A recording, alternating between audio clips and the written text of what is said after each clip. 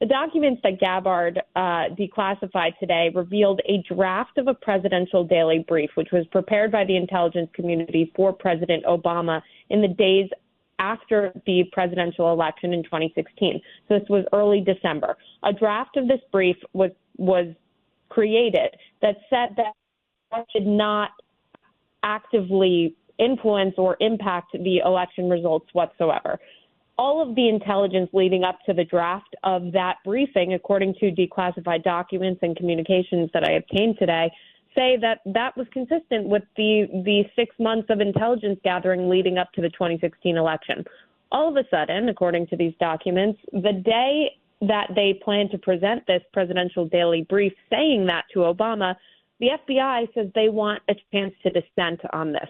So the presidential daily brief saying that Russia did not influence the election in any way was paused, and the meeting of top Obama intelligence officials, national security officials, former CIA Director John Brennan, former DNI James Clapper, had Susan Rice, who was the national security advisor, the former Attorney General Loretta Lynch, and former Deputy Director of the FBI Andrew McCabe, along with a number of other national security officials. They all convened in the White House Situation Room on December 9th, the day after this presidential daily brief was supposed to go to Obama.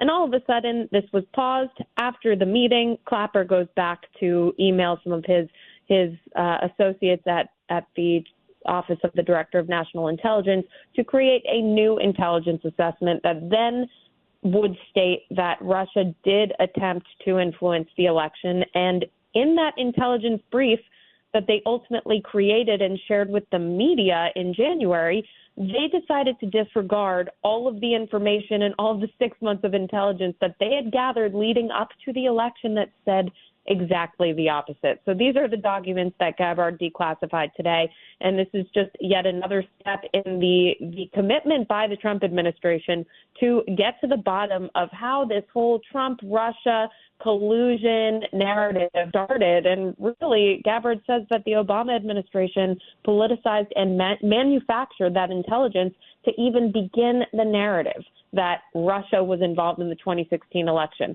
Because what that did was sow doubt in the election results and say, wait a second, did Trump actually win in 2016? How could that be possible? Oh, my gosh, Russia helped him.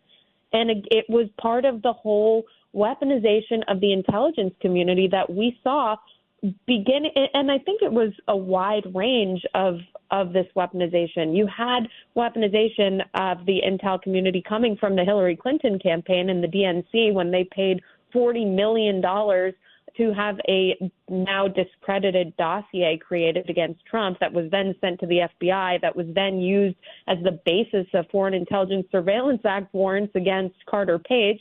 And that document was included in an intelligence community assessment, even though the intelligence community officials knew that it was just salacious internet rumor. That's one way that we saw this happening. And now to know that the just narrative altogether of Russia trying to impact that election, having that be something that, as Gabbard said, was manufactured, is just, it's wild. But I've been covering this, like I said, for almost 10 years now, my entire career, and I'm not surprised. It just is every day we're learning more and more to prove what people who have been following this since the beginning really have felt and known from day one. Brooke Singman's with me. It's so great to have her. She broke the story today. It's a huge story at foxnews.com. Obama administration manufactured intelligence to create the 2016 Russian election interference narrative, documents show. And Brooke, to your point, which I think is so well stated, it sowed doubt in the election results. It enabled Democrats to go out there and say he was an illegitimate president. It also led to the Mueller investigation, which cost taxpayers, $60 million. It led to everybody, doubting President Trump's ability to be a fair actor, and it was really an attempt to just completely undermine his presidency. And I think these people were thinking that maybe they could convince enough Republicans that this is 1980 and the Russians had somehow put a plant in the White House and they got to reject this guy. And you know what, Brooke? I mean, it costs the taxpayers a lot of money, and that's why when Tulsi Gabbard uses the T word, treasonous, I don't think Yep. she's exaggerating.